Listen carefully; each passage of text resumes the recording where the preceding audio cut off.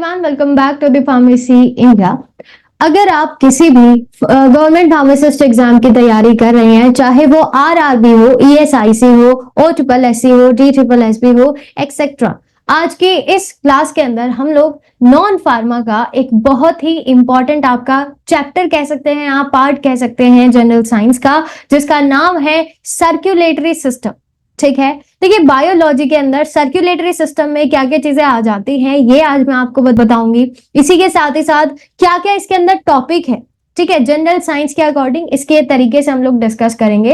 और आपको description box के अंदर कुछ लिंक्स प्रोवाइड कराए गए हैं, जैसे कि टेलीग्राम है, व्हाट्सएप है, इंस्टाग्राम है, तो उसके साथ आप लोग जरूर ज्वाइन हो जाइएगा ताकि आप तक जो रेगुलर अपडेट्स हैं वो भी पहुंचती रहे। और टेलीग्राम पर आपको इन सारी क्लासेस के पीडीएफ दिए जाते हैं, तो आपको वहां से भी ज्वाइन हो जाना है। चलिए स्टार्ट करते हैं आज की इस क्लास को, जिसमें हम करने वाले हैं डिस्कस सर्कुलेटरी सिस्टम का। और मैं सिर्फ इतना ही कराऊंगी आपको जितना जरूरी है जनरल साइंस के अकॉर्डिंग, ठीक है, क्योंकि डिटेल में ये सारे चैप्टर्स आप लोग पढ़ोगे HAP यानी ह्यूमन एनाटॉमी एंड फिजियोलॉजी में, तो यहां उसको डिटेल में कराने का कोई मतलब नहीं बनता है। तो शुरुआत करते हैं हमारे सर्कुलेटरी सिस्टम से। सबसे पहली चीज कि सर्कुलेटरी सिस्टम के अंदर आता क्या क्या है। सबसे पहला जो इसके अंदर आता है वो है ब्लड। ब्लड के साथ साथ दूसरा ह्यूमन हार्ट, और ह्यूमन हार्ट में ही तीसरी चीज आ जाती है ब्लड वेसल। ठीक है, तो इन सारी चीजों से मिलकर बनता है आपका सर्कुलेटरी सिस्टम। अब मेन कंपोनेंट तो ब्लड है, लेकिन ब्लड को पंप करने का काम होता है ह्यूमन हार्ट का, और ब्लड को लेकर जाने का काम होता है ब्लड वेसल्स का। ठीक है, तो इन सारी चीजों के बारे में आज हम डिस्कस करेंगे। शुरुआत करते हैं आपके ब्लड से। क्या होता है ह्यूमन ब्लड, कौन कौन सा कंपोनेंट उसके अंदर पाया जाता है, और क्या क्या चीजें उसके अंदर प्रेजेंट होती हैं। ठीक है, तो कुछ टेबुलर फॉर्म में मैं आपको करवाने वाली हूँ। सबसे पहला हमारे पास जो इसके अंदर प्रेजेंट होता है, देखो अगर मैं नॉर्मली लेकर चलूं कि क्या होता है आपका ब्लड, क्या क्या चीजें इसके अंदर प्रेजेंट होती है, तो आप सभी लोग जानते ही होंगे कि जो ह्यूमन ब्लड होता है ये दो चीजों से मिलकर बनता है, जिसमें सबसे पहला आएगा आपका प्लाज्मा, जो प्रेजेंट होता है 55% आपके टोटल ब्लड में। ठीक है, ध्यान से सुनते जाइएगा, टोटल ब्लड का 55% आपका सिर्फ और सिर्फ प्लाज्मा होता है। अगर हम बात करें दूसरी चीज का, तो वो है फॉर्म्ड एलिमेंट्स जो बनाती हैं 45%। ठीक है, अब 45% में तीन चीजें आपको देखने के लिए मिलती हैं। पहला है आपके पास आरबीसी यानी कि रेड ब्लड सेल्स, दूसरा है डब्ल्यूबीसी यानी कि व्हाइट ब्लड सेल्स, और तीसरी होती है ब्लड प्लेटलेट्स। ठीक है, इनके कुछ और पर्टिकुलर नाम भी हैं। फॉर एग्जाम्पल आरबीसी का दूसरा नाम होता है इराइथ्रोसाइट। ठीक है, वैसे ही डब्ल्यूबीसी का दूसरा नाम होता है ल्यूकोसाइट, जिसमें कोई कलर ही ना हो। ठीक है, और वैसे ही आपके पास प्लेटलेट का दूसरा नाम होता है थ्रोम्बोसाइट। ठीक है, तो ये तो बात हो गई आपके फॉर्म्ड एलिमेंट्स की, जिसको हम आगे डिटेल में करेंगे। मैं बात यहां पर प्लाज्मा की भी कर लेती हूँ कि प्लाज्मा के अंदर क्या क्या चीजें होती हैं। प्लाज्मा दो चीजों से मिलकर बनता है, सोल्यूट एंड सॉल्वेंट। ठीक है, सोल्यूट एंड सॉल्वेंट। प्लाज्मा है क्या, ये आपका फ्लूइड पार्ट है। ठीक है, ये सब आपके पास सॉलिड होते हैं, जैसे आरबीसी की सेल्स सॉलिड होती हैं, डब्ल्यूबीसी भी, प्लेटलेट भी, बट जो आपके पास प्लाज्मा है that is fluid part of blood. ठीक है, फ्लूइड पार्ट ऑफ ब्लड। ये दो चीजों से मिलकर बनेगा। ठीक है, पहली चीज इसमें होगी सॉल्यूट और दूसरा होगा सॉल्वेंट। अगर हम बात करें सॉल्वेंट की, सॉल्वेंट यहां पर होता है वाटर, और वाटर प्रेजेंट होता है अराउंड 91.5%। ठीक है, ये इसकी नॉर्मल रेंज होती है। बाकी बात करें सॉल्वेंट की, तो अराउंड 7 to 9% आप कह सकते हैं कि ये सॉल्वेंट सॉल्यूट प्रेजेंट होंगे, जिसमें आते हैं आपके पास प्लाज्मा प्रोटीन्स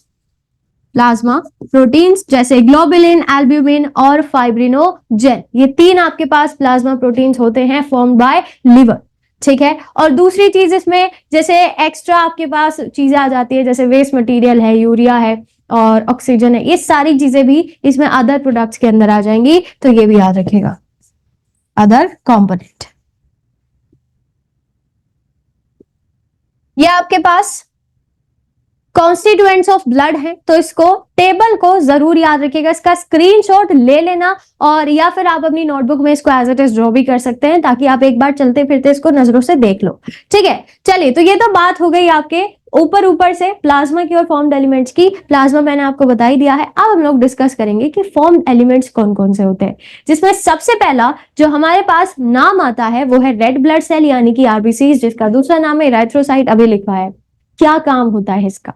आरबीसी का जो मेन रोल है वो है transportation of oxygen, nutrient, hormone and other components. ठीक है, आपकी बॉडी के अंदर जो भी चीजें सर्कुलेट हो रही है, ठीक है, वो सब कुछ किसकी मदद से होती है? ब्लड की मदद से होती है। और ब्लड में कौन सा कंपोनेंट रिस्पॉन्सिबल होता है? RBC, red blood cell.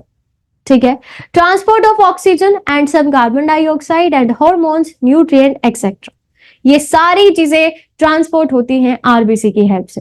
क्या इसके अंदर न्यूक्लियस होगा? आप कहेंगे बिल्कुल भी नहीं, इसमें किसी भी तरीके का कोई न्यूक्लियस प्रेजेंट नहीं होता है। दूसरी, अब डब्ल्यूबीसीज की तरफ चलते हैं। आप लोग जानते होंगे कि जो व्हाइट ब्लड सेल है वो दो तरीके की होती है, ग्रैन्युलोसाइट और ए ग्रैन्युलोसाइट। सबसे पहले यहां से हम लोग डिस्कस करने वाले हैं ग्रैन्युलोसाइट। तीन तरीके का होगा, जिसमें सबसे पहला नाम आता है न्यूट्रोफिल का, सबसे ज्यादा प्रेजेंट होगा ये टोटल डब्ल्यूबीसी में 70%। काम क्या है? Phagocytosis. What is phagocytosis? Phagocytosis का मतलब होता है बैक्टीरिया को एनगल्फ कर लेने का, मतलब कि इम्यून सिस्टम में ये हेल्प करता है। ठीक है, और मल्टी लोब्ड होगा। ठीक है, न्यूक्लियस, लोब्स दोनों चीजें प्रेजेंट होती है। न्यूक्लियस, ग्रैन्यूल्स दोनों प्रेजेंट होंगे ग्रैन्युलोसाइट में, याद रखिएगा। ग्रैन्यूल, न्यूक्लियस दोनों अलग अलग चीजें हैं। दूसरा हमारे पास ग्रैन्युलोसाइट के अंदर ही आता है इओसिनोफिल, जिसका अमाउंट बहुत कम है, 1 to 1.5% ये प्रेजेंट होता है। ठीक है, काम क्या है? देखो, मान लीजिए मुझे किसी भी पर्टिकुलर चीज से एलर्जी है ना, किसी भी एक पर्टिकुलर चीज से एलर्जी है, तो उस एलर्जी कंडीशन में मेरी बॉडी कुछ चीजें सिक्रेट करती है। फॉर एग्जाम्पल हिस्टामिन है ना, आपके पास सेरोटोनिन है और हिपैरिन है, ये सारी चीजें सिक्रेट होती है इन केस ऑफ एलर्जीज, और यही चीज सिक्रेट करने का काम होता है आपके पास इओसिनोफिल का। ठीक है, इसके अंदर बाई लोब्ड न्यूक्लियस प्रेजेंट होगा, यानी दो लोब्स प्रेजेंट होते हैं, ये याद रखिएगा। ठीक है, तीसरा हमारे पास आता है इसके अंदर ही बेसोफिल, ये भी आपका ग्रैन्युलोसाइट है, ये तो और भी कम अमाउंट में प्रेजेंट होता है, 0.5% इसकी नॉर्मल रेंज है। ठीक है, ये भी हिपैरिन, हिस्टामाइन, सेरोटोनिन सिक्रेट करता है एलर्जी कंडीशंस के अंदर। देखो, जब आपको रैशेस हो जाते हैं, खुजली होती है, छींके आती है, खांसी होती है ना, एलर्जी कंडीशन में, ये सब कुछ इसी की मदद से होता है। मतलब आप कह सकते हो कि एक तरीके से ये इम्यून रिस्पॉन्स जनरेट करने में हेल्प करेगा। क्लियर? और इसके अंदर जो आपका न्यूक्लियस प्रेजेंट होता है वो थोड़ा एस शेप्ड आपको दिखाई देता है, हल्का सा कुछ इस तरीके का प्रेजेंट होता है। ठीक है जी, ये आपके पास मान लो कि ये बेसोफिल है और this is S shaped nucleus, कुछ इस तरीके का, मतलब रफली एस शेप प्रेजेंट होगा। उसके बाद ये हमारे पास जो है, दीज आर ए ग्रैन्युलोसाइट। अब ए ग्रैन्युलोसाइट का मतलब क्या है? न्यूक्लियस तो होगा बट ग्रैन्यूल्स नहीं होंगे। जैसे कि मोनोसाइट है 28%, इसका भी काम फेगोसाइटोसिस होगा, बैक्टीरिया को एनगल्फ करने का। इसकी एक खास बात है, इसमें जो न्यूक्लियस होगा दैट इज बीन शेप्ड, जैसे राजमा होता है, किडनी होती है। ठीक है, कुछ इस तरीके का आपके पास प्रेजेंट होता है ये न्यूक्लियस। ठीक है, दूसरा आता है लिम्फोसाइट, जो दो तरीके का होगा, बी एंड टी, है ना, मेनली ये रिस्पॉन्सिबल होता है एलर्जी, मतलब जो आपके पास रिस्पॉन्स होता है ना, इम्यून रिस्पॉन्स, यही रिस्पॉन्सिबल होता है। 24% ये होगा, एंटीबॉडीज बनाता है। याद रखेगा, मेनली जो रिस्पॉन्सिबल होगा that is lymphocyte for immune response. ठीक है, अब इसका न्यूक्लियस लार्ज होता है, ओवल होता है। इसके बाद हमारे पास है प्लेटलेट, जिसका दूसरा नाम है थ्रोम्बोसाइट। नॉर्मल रेंज कितनी होती है? अराउंड 1,50,000 से लेकर अप्रोक्सीमेटली 4 लाख तक इसकी नॉर्मल रेंज होती है, और इसका काम है ब्लड कोगुलेशन में हेल्प करना। कोई न्यूक्लियस प्रेजेंट नहीं होता है, एब्सेंट ए न्यूक्लिएटेड आप लिख सकते हैं। ठीक है, ए न्यूक्लिएटेड। चलिए, तो ये तो बात हो गई आपके ब्लड कंपोनेंट्स की। अब हम लोग बात करते हैं ब्लड ग्रुप्स की। ठीक है, कि आपके पास कौन कौन से ब्लड ग्रुप होते हैं। तो ब्लड ग्रुप सबसे पहले आपको किसने बताया था कि किस तरीके से आप लोग क्लासिफाई करते हो? आप लोग क्लासिफाई करते हो on the basis of antigens. ठीक है, कि हमारी बॉडी में कौन सा एंटीजन प्रेजेंट है उसी के अकॉर्डिंग मेरा ब्लड ग्रुप भी होगा। ये बात हमें बताई थी कार्ल लेंस्टीनर ने। तो अगर आपसे पूछा जाएगा कि ब्लड ग्रुप किसने डिस्कवर किया था, तो आप कहेंगे कार्ल लेंस्टीनर, कार्ल लेंस्टीनर। ठीक है, देखो ये एक टेबल है, ये टेबल नहीं है, ये तुम्हारे लिए ब्रह्मास्त्र है, इस पर हर एक चीज छुपी हुई है। जैसे हमारे पास 4 ही ब्लड ग्रुप है, ए बी एंड ओ। जिसका ब्लड ग्रुप ए है उसमें एंटीजन ए होगा, जिसका ब्लड ग्रुप ए है उसमें एंटीबॉडी बी होगी। ठीक है, तो एंटीजन सेम होता है, एंटीबॉडी ऑपोजिट होती है। वैसे ही बी ब्लड ग्रुप वालों में बी ही एंटीजन होगा बट एंटीबॉडी ऑपोजिट होगी। खासियत इन दोनों में है।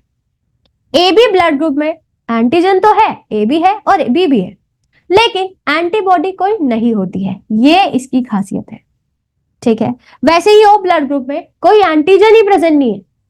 ठीक है, कोई एंटीजन ही प्रेजेंट नहीं है और एंटीबॉडी ए और बी दोनों होती है। एंटीबॉडी क्या होती है? एंटीबॉडी होगी जो सुरक्षा करती है तुम्हारी बॉडी में। ठीक है, जो ऐसे ऐसे चेक करती रहती है कि बाहर से कौन आ रहा है, कौन आ रहा है। ठीक है, उसको देखती रहेगी क्या वो तुम्हारी बॉडी के लिए सही है या नहीं है। क्लियर? ये काम होता है एंटीबॉडी का, और एंटीजेंस का बेसिकली काम होता है लड़ाई करना। ठीक है, चलो अब बात करते हैं कि कौन किसको ब्लड डोनेट कर सकता है और कौन किससे ब्लड रिसीव कर सकता है। अगर हम बात करें ब्लड ए की, क्लियर, तो वो ए से और ए बी से क्या कर सकता है? उनको ब्लड डोनेट कर सकता है, और रिसीव कर सकता है ओ से या फिर खुद वालों से। सेम एज बी के साथ भी होगा, बी और ए बी से तो वो ब्लड डोनेट कर सकती है और बी से वो ब्लड ले सकती है। जो ए बी ब्लड ग्रुप वाले होते हैं वो सिर्फ और सिर्फ खुद को ही, यानी खुद के ब्लड ग्रुप वालों को ही ब्लड डोनेट कर सकते हैं, बट रिसीव हर किसी से कर पाएंगे। अगर किसी का blood group O A B O और बी हो, किसी से भी ब्लड वो रिसीव कर सकते हैं। ठीक है, इसीलिए इनको हम क्या बोलते हैं? Universal recipient. ठीक है, या फिर यूनिवर्सल एक्सेप्टर। अगर हम बात करें ब्लड ग्रुप ओ की, तो इसको ध्यान से देखो कि सबको डोनेट कर सकता है, किसी का ब्लड ग्रुप कुछ भी हो, कोई फर्क नहीं पड़ता है, सबको ब्लड ग्रुप डोनेट कर सकता है आपके पास जो ओ ब्लड ग्रुप वाला है। इसीलिए हम इसको बोलते हैं यूनिवर्सल डोनर। रीजन अगर पूछा जाएगा तो ये है रीजन। ठीक है, दीज आर द रीजंस। ठीक है, और रिसीव ये सिर्फ अपने वालों से ही करेगा जिनका ब्लड ग्रुप ओ है। मान लीजिए मेरा ब्लड ग्रुप ओ है तो मैं सिर्फ खुद वालों से ही, यानी जिनका ब्लड ग्रुप ओ होगा उन्हीं से ही रिसीव कर पाऊंगी, लेकिन मैं ब्लड डोनेट सबको कर सकती हूँ। ठीक है, तो ये चीज याद रखिएगा। चलिए, और आपकी जानकारी के लिए बता दूं कि इन ब्लड ग्रुप के अलावा दुनिया में अराउंड 35 ब्लड ग्रुप और होते हैं जो कि काफी रेयर है। ठीक है, बहुत रेयर है, 1 या 2 केसेस मिलते हैं, है ना। 35 ब्लड ग्रुप्स और हैं, तो उनको नहीं पढ़ना है आपको। ये है आपके पास मेनली 4 ब्लड ग्रुप जो सबसे कॉमन है। चलिए आगे चलते हैं। अब हम लोग बात करेंगे ब्लड कोगुलेशन के बारे में। ठीक है, ब्लड कोगुलेशन के बारे में। तो ये जो मैं आप बताने वाली हूँ ये तो बहुत कम पूछा जाता है, लेकिन फैक्टर से क्वेश्चन पूछे जाते हैं। ठीक है, तो पहले ये सुन लीजिए क्या क्या होता है। सबसे पहले आपके पास थ्रोम्बोप्लास्टिन का फॉर्मेशन होगा। ठीक है, और उसके बाद आपका जो थ्रोम्बोकाइनेज है ये बनेगा। एक बार सुन लीजिए। ठीक है, ये वैसे मैं बता रही हूँ कि इन केस अगर 1-2 सवाल आ जाते हैं तो आप कर लेंगे आराम से। इसके बाद प्रोथ्रोम्बिन थ्रोम्बिन में कन्वर्ट होता है easily with the help of thrombokinase. जब थ्रोम्बिन बन जाता है उसके बाद ये फाइब्रिनोजन को फाइब्रिन में कन्वर्ट करेगा। कौन करेगा? ये थ्रोम्बिन। क्लियर? और जब फाइब्रिन बन जाता है तो ये एक मैश लाइक नेटवर्क, यानी एक जाल जैसा नेटवर्क बना लेता है, और जिसको आप बोलते हैं ब्लड कोगुलम, और this process is known as blood coagulation. ठीक है, चलो अब बात करते हैं कि क्या आपके पास टोटल ब्लड क्लोटिंग फैक्टर्स है। तो ये चीज याद रखिएगा कि हमारी बॉडी में टोटल 12 ब्लड क्लोटिंग फैक्टर्स होते हैं, और नंबरिंग में अगर आप जाओगे तो 13 लगेंगे, लेकिन टोटल 12 होते हैं एक्सेप्ट 6। ठीक है, 6 blood group blood coagulating factor नहीं होता है हमारे पास, ये चीज याद रखिएगा। ठीक है, तो इसको याद करने की एक छोटी सी ट्रिक है, इसको आप याद कर सकते हैं।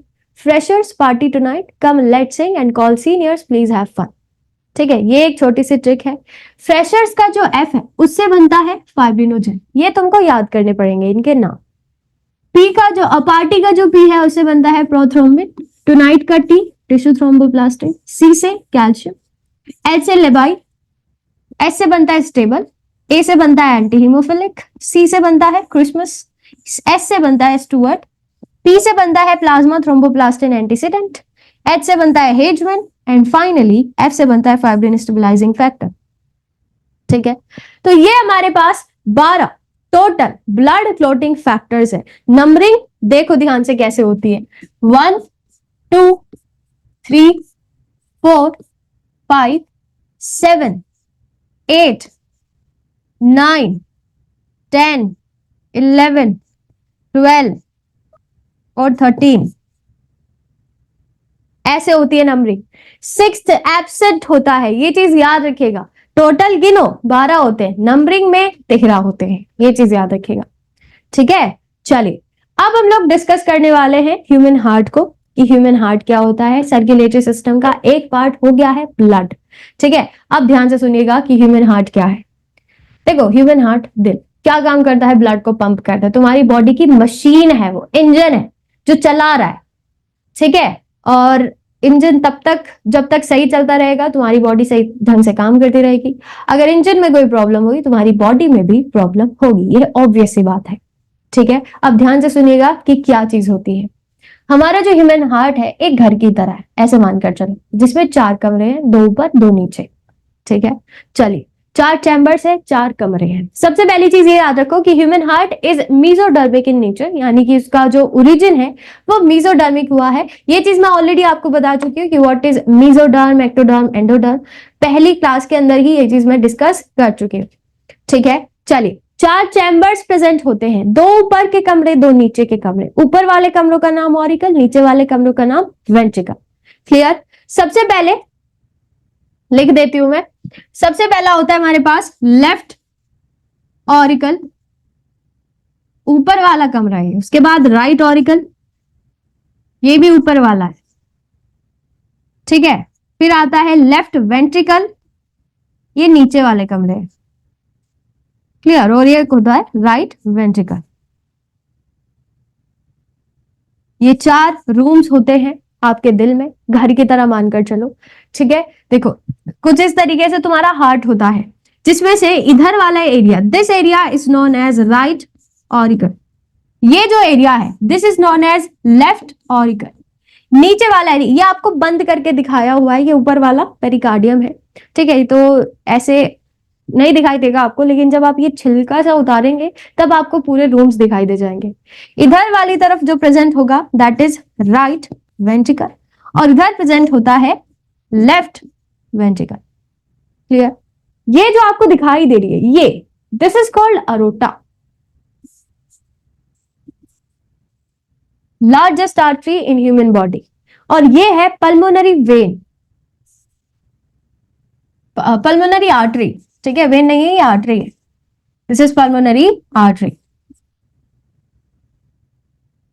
ठीक है, तो ये होता है आपके पास कुछ इस तरीके का स्ट्रक्चर ह्यूमन हार्ट का। आगे चलते हैं, बात करते हैं एक्सटर्नल स्ट्रक्चर की। तो जैसा कि मैंने आपसे कहा, ये जो आपको लेयर दिखाई दे रही है ऊपर, दिस इज पेरिकार्डियम। ठीक है, जो कि आउटर मोस्ट लेयर होती है, आउटर मोस्ट लेयर आप कह सकते हैं, वॉल आप कह सकते हैं, जो कि पूरे हार्ट को कवर करके रखती है, बाहर से प्रोटेक्शन प्रोवाइड करने के लिए। ठीक है भैया, इंजन है तो उसको जितना ज्यादा हो सके उतना ज्यादा प्रोटेक्ट करने की जरूरत होती है, याद रखना। पेरिकार्डियम आउटरमोस्ट लेयर है, फ्लूइड फिल्ड कैविटी होती है जो कि पेरिकार्डियम मेम्ब्रेन से बनी हुई होगी। फाइब्रस मेम्ब्रेन है, 2 लेयर्स होती है इसके पास, प्रोटेक्ट करने का काम करती है। कैसे? सेरस फ्लूइड बनाकर। ठीक है, पेरिकार्डियक कैविटी में एक पेरिकार्डियक फ्लूइड भरा होता है जो कि कुशन की तरह काम करेगा, शॉक एब्जॉर्बर की तरह काम करेगा आपके हार्ट के लिए। ठीक है जी, चलो इसके बाद बात करते हैं हार्ट वॉल की, यानी दीवारें कितनी होती है। 3 पर्टिकुलरली दीवारें होती हैं आपके पास। सबसे पहले एपिकार्डियम आउटर मोस्ट है, मायोकार्डियम मिडिल लेयर है, कॉन्ट्रैक्शन में हेल्प करेगा, एंड लास्ट होती है एंडोकार्डियम, इनर मोस्ट है। ठीक है, चल तो इस तरीके से क्लियर, ये बात हो गई हार्ट वॉल की। नेक्स्ट डिस्कस करेंगे चैम्बर्स। ये मैं ऑलरेडी आपको दिखा चुकी हूँ। 4 चैम्बर्स होते हैं, कौन कौन से? Left auricle, right auricle, left ventricle and right ventricle. अब देखो ऑरिकल और वेंट्रिकल में फर्क क्या है। आप खुद ही सोचो, ऊपर वाले कमरों की दीवारें थोड़ी पतली होती है, नीचे वाले कमरों की दीवारें थोड़ी मोटी होती है, ऐसा इमेजिन करके चलो। तो ऑरिकल्स की जो आपकी वॉल होती है वो पतली होंगी, वेंट्रिकल्स की वॉल थोड़ी मोटी होती है ना। अब ऑरिकल्स ऊपर के दो चैम्बर्स है, वेंट्रिकल्स नीचे के दो चैम्बर्स है। ऑरिकल्स ब्लड रिसीविंग चैम्बर्स होते हैं, यानी जहां से ब्लड आएगा, आपकी बॉडी से ब्लड आता है और ऑरिकल्स के अंदर एंटर करता है। लेकिन जो वेंट्रिकल है, वेंट्रिकल ब्लड बाहर की तरफ पंप करते हैं, ठीक है, वेंट्रिकल्स बाहर की तरफ ब्लड पंप करते हैं। तो अगर पूछा जाएगा कि ब्लड रिसीविंग चैम्बर्स कौन है, आप कहेंगे ऑरिकल। अगर पूछा जाएगा कि ब्लड पंपिंग चैम्बर्स कौन से हैं, तो आप कहेंगे वेंट्रिकल। डिस्कस हो गया, ठीक है, सिंपल है, बहुत इजी है ना। जो मैं बोल रही हूं बस उसको समझो। ये जो इतनी भाषा, इतनी खतरनाक भाषा है जो आपको दिखाई दे रही है, पीछे जाओ ही मत। जो मैं बोल रही हूँ कहानी की तरह इसको समझते जाओ, ठीक है। चलिए नेक्स्ट बात आती है वॉल्व की। अब आपके पास जो वॉल्व है, कैसे मानकर चलो, वॉल्व इज इक्वल टू दरवाजे, बस ऐसे मानकर चलो कि वॉल्व यानी दरवाजे। ये होते हैं दो तरीके के, पहला एवी, दूसरा सेमिल्यूनार, ठीक है। तो सबसे पहले बात करते हैं कि एवी वॉल्व क्या है, ठीक है। तो ध्यान से सुनना कि एवी वॉल्व क्या होती है। एवी वॉल्व यानी कि ऑट्रियो वेंट्रिकुलर वॉल्व, वो वॉल्व जो कि ऑरिकल्स और वेंट्रिकल के बीच में होगी। ध्यान से देखो, ऑट्रियो वेंट्रिकुलर, ठीक है। तो valve present between auricles and ventricle, दो तरीके की होती है। सबसे पहले ये मैंने आपको बता दिया, सबसे पहली जो वॉल्व होती है दैट इज ट्राइकस्पिड। अब ध्यान से सुनो, ट्राइकस्पिड, तीन कस्पिड वाली वॉल्व होती है राइट वाली तरफ, ठीक है। ऐसे बस याद करना तुमको, ट्राइकस्पिड वॉल्व जिसमें तीन वॉल प्रेजेंट होती है, तीन कस्पिड प्रेजेंट होते हैं, वो राइट वाली तरफ प्रेजेंट होती है, ठीक है, राइट वाली तरफ होती है। Valve present between the right auricle and right ventricle, उन दोनों के बीच में जो होगी वो ट्राइकस्पिड वॉल्व होगी। दूसरी होती है बाइकस्पिड या फिर माइट्रल, वो वॉल्व जो कि लेफ्ट वाली तरफ, लेफ्ट ऑरिकल और लेफ्ट वेंट्रिकल के बीच में प्रेजेंट होती है, उस वॉल्व को हम बोलते हैं माइट्रल या फिर बाइकस्पिड वॉल्व, जिसमें दो कस्पिड प्रेजेंट होते हैं, ठीक है। तो राइट वाली तरफ हो गई ट्राइकस्पिड और लेफ्ट वाली तरफ हो गई बाइकस्पिड या फिर माइट्रल। क्लियर। इसके बाद नेक्स्ट हमारे पास आती है दूसरी तरीके की वॉल्व जो कि है सेमिल्यूनार वॉल्व। अब ये कौन सी होती है, इसको याद करिएगा आराम से। दो वॉल्व हैं ये भी, अरोटिक और पल्मोनरी, ठीक है, जैसा नाम है वैसे ही काम है। लेकिन कहां कहां प्रेजेंट होती है इसको देखो। Semilunar valves are present between the left ventricle and aorta, पहली वॉल्व है जो लेफ्ट वेंट्रिकल और अरोटा के बीच में प्रेजेंट है, जिसको हम अरोटिक वॉल्व बोलते हैं,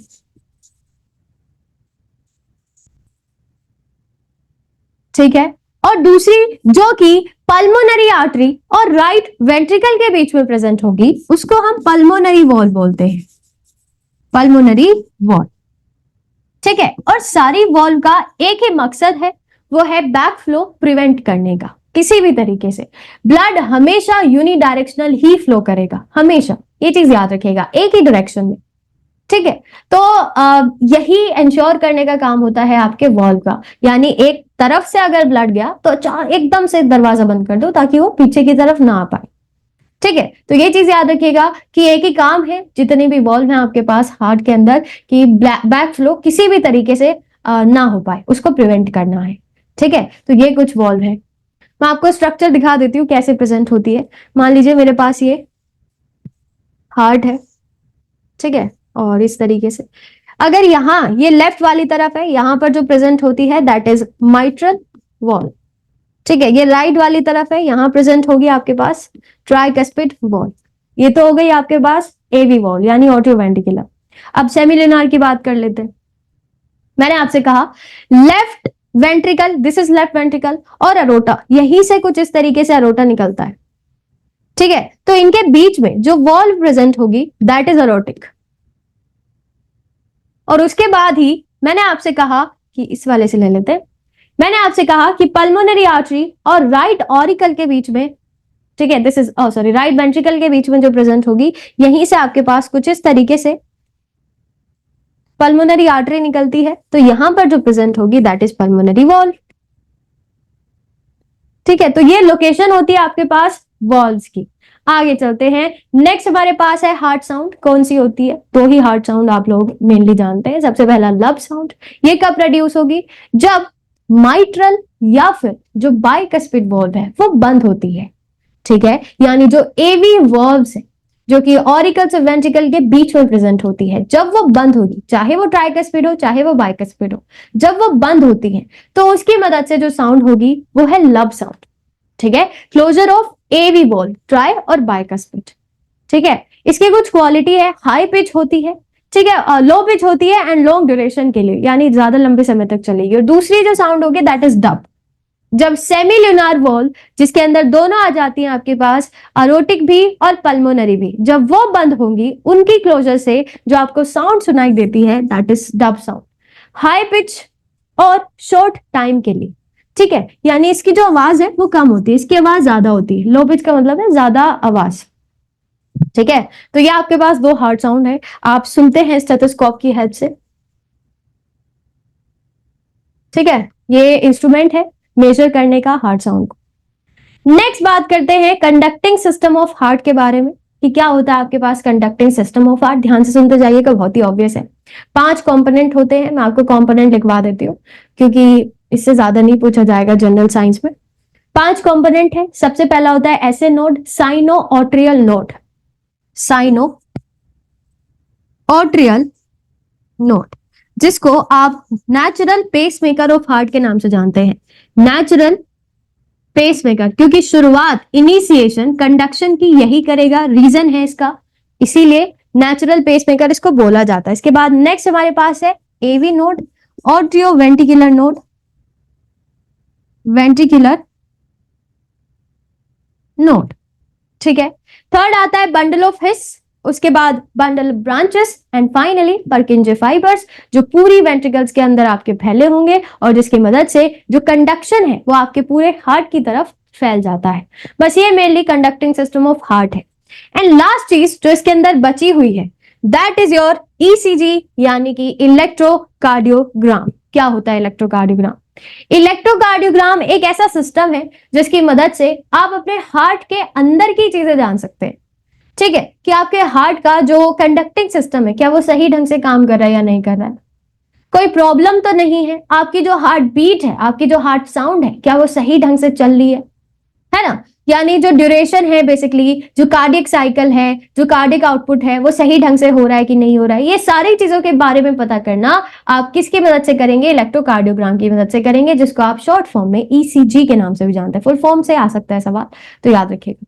ठीक है, इसमें मेनली आपको 3 कंपोनेंट देखने के लिए मिलेंगे। कौन कौन से? सबसे पहला होता है पी वेव, जो कि ऑट्रियल डीपोलराइजेशन शो करेगा, यानी जब आपके ऑरिकल्स कंडक्शन करते हैं वो वाला स्टेज। ठीक है, दूसरा हमारे पास आता है क्यूआरएस कॉम्प्लेक्स, जो कि वेंट्रिकुलर डीपोलराइजेशन शो करेगा। एंड तीसरा हमारे पास आता है टी वेव, जो शो करेगा आपका वेंट्रिकुलर रीपोलराइजेशन। ठीक है, देखिए डीपोलराइजेशन का मतलब होता है सिस्टोल और रीपोलराइजेशन का मतलब होता है डायस्टोल, है ना। और सिस्टोल का मतलब होता है कंडक्शन या कॉन्ट्रैक्शन, लिखिए आप। ठीक है, इसका मतलब होता है कॉन्ट्रैक्शन और इसका मतलब होता है रिलैक्सेशन। तो ये इनका मतलब है। और एक बार डायग्राम देख लो कि ईसीजी आपको किस तरीके से दिखाई देता है। ये है भैया ईसीजी, ये नॉर्मली इस तरीके की वेव आपको दिखाई देती है। कितनी बार देखा होगा आपने, टीवी में देखा होगा, मूवीज में, है ना। तो यही है पी वेव। सबसे पहले क्या शो करेगा? ये दिखाता है ऑट्रियल डीपोलराइजेशन। ठीक है, क्यूआरएस कॉम्प्लेक्स एक ही कॉम्प्लेक्स है ये दिखाता है वेंट्रिकुलर डीपोलराइजेशन।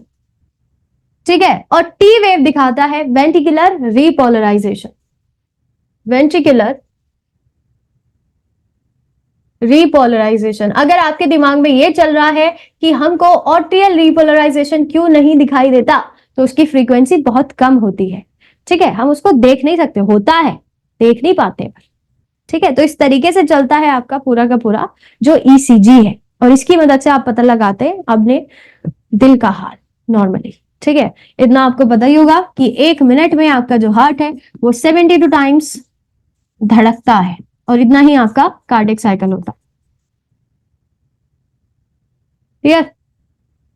चलिए, इसी के साथ आज की ये जो क्लास है हमारी इधर ही समाप्त होती है। ठीक है, छोटी सी क्लास थी कार्डियोवास्कुलर सिस्टम और जो आपका सर्कुलेटरी सिस्टम है, पूरी चीज मैंने आपको करवाई दी है। ठीक है जी, चलिए, तो इससे ज्यादा डिटेल में यहाँ पढ़ाने का कोई मतलब नहीं है, जैसे कि मैंने आपसे कहा था, क्योंकि ये पूरा चैप्टर आप लोग पढ़ते हैं ह्यूमन एनाटॉमी एंड फिजियोलॉजी के अंदर। यहाँ से जितना हो सका है मैंने उतना डिटेल में पढ़ाया है, जहां जहां से क्वेश्चन आते हैं वो चीज मैंने आपको करवाई है।